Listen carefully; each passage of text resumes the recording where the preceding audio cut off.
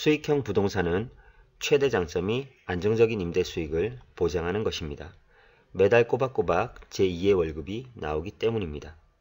아파트와 빌라 등으로 부동산 투자 수익을 얻게 되면 투자자들은 차츰 좀 더 높은 단계로 올라가기를 원합니다.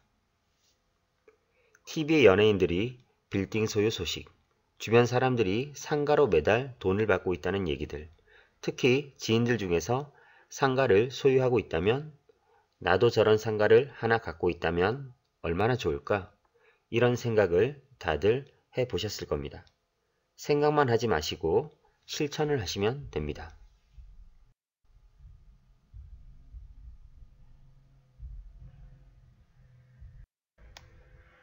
정부의 규제는 항상 주택에 맞춰져 있습니다. 따라서 상가는 정부의 규제도 피할 수 있다는 장점이 있습니다.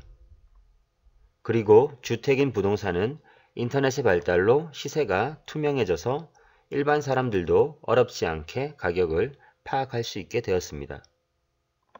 이렇게 되면 가격 경쟁력이 떨어져서 수익을 내기 힘들어집니다.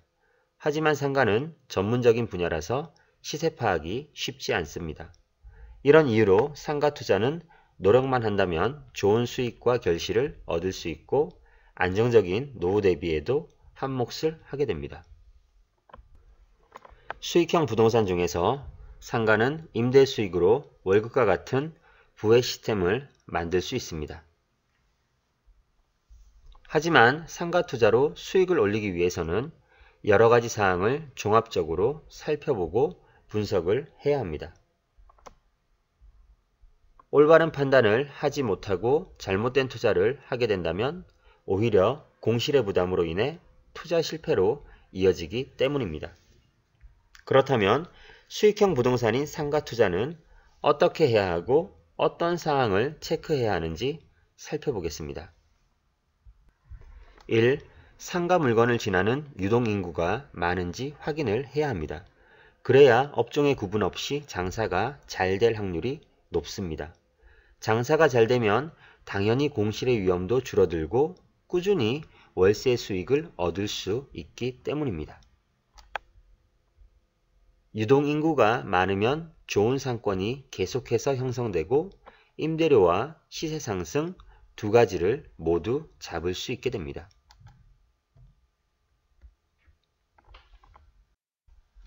2.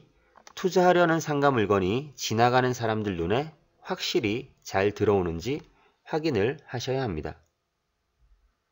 다른 조건을 만족한다 하더라도 사람들 눈에 잘 띄지 않으면 투자를 고려해 보는 것이 좋습니다.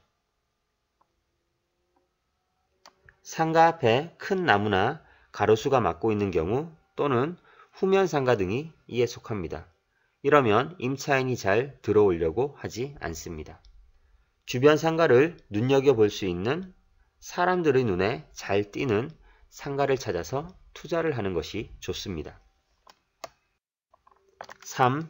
상가 주변에 직장인들이 많이 다니는 회사가 있거나 대학가나 공단이 있는지 살펴봐야 합니다. 직장인들이 많으면 소비할 수 있는 인구가 많다는 뜻이고 그렇게 되면 상권이 발달하고 임대도 잘 나가게 됩니다.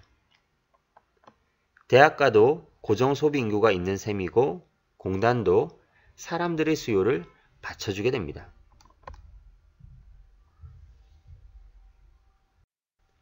4. 투자하려는 상가의 주변 환경을 고려하여 앞으로 시세가 올라갈 것인가를 판단해 봐야 합니다.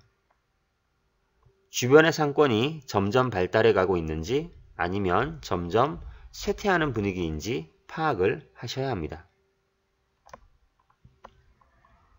그리고 주변에 아파트가 새로 들어선다거나 지하철역이 생긴다는 계획은 주변 환경이 발달한다는 호재입니다. 따라서 이런 환경에 부합한다면 상가의 시세는 꾸준히 높아질 수 있을 것입니다. 5. 상가 주변에 공공기관이 많다면 잘 알아보고 낮과 밤에 따라서 분위기가 어떻게 바뀌는지 파악을 해야 합니다. 은행, 법원, 시청, 관공서 등의 공공기관 및 대기업은 낮에는 여러 사람들로 붐비고 활력이 넘치지만 밤이면 모두 퇴근하고 또는 주말이면 모두 집에 내려가서 사람이 다니지 않을 확률이 높습니다. 따라서 밤과 주말에도 현장 조사를 한 뒤 업종을 고려하여 상가에 투자를 해야 합니다. 상가 투자를 위해서는 꼼꼼하게 살펴보고 분석하고 판단을 해야 합니다.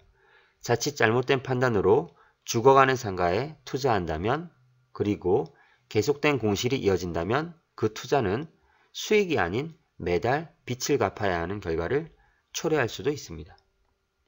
그래서 특히 상가 투자는 아파트나 빌라 같은 주택보다 더 많은 공부를 해야 하고 더 철저한 조사를 해야 합니다. 그렇게 한다면 상가로 수익형 부동산의 성공적인 투자 결과를 만끽할 수 있으실 겁니다.